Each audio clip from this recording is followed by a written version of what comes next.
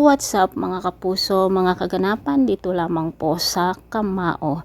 Dahil nga sa nangyari kay Makmak dito sa pagsaling niya sa underground boxing na nadalagad siya sa ospital, nandoon pa rin si Nonoy upang magbantay sa kanya at suportahan, ngunit hindi ito na-appreciate ni Makmak dahil nga galit na galit ito sa kanya dahil kung hindi raw iniwan ni Nonoy silang mag-ina noon ay siguradong hindi mapupunta si Nadia sa abroad at hindi magiging ganito ang kanilang buhay.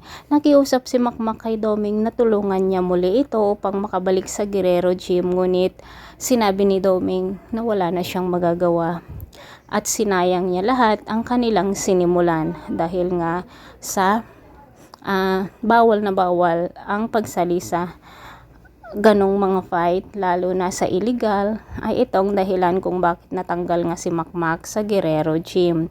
Nakikiusap si Makmak dito kay coach, ngunit hindi na ito tinanggap dahil nga na-terminate na siya.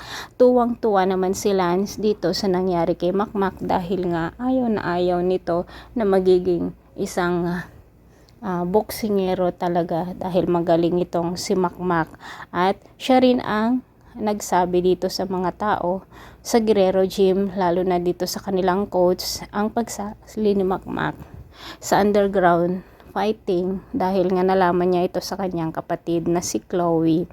Mga kapuso, kahit nagalit naman si Nadia dito kay Nonoy, nagpasalamat pa rin siya dahil siya nga ang nagligtas dito sa kanilang anak. Dahil kung hindi dumating si Nonoy noon, baka sa sementeryo na nahantong itong si Makmak.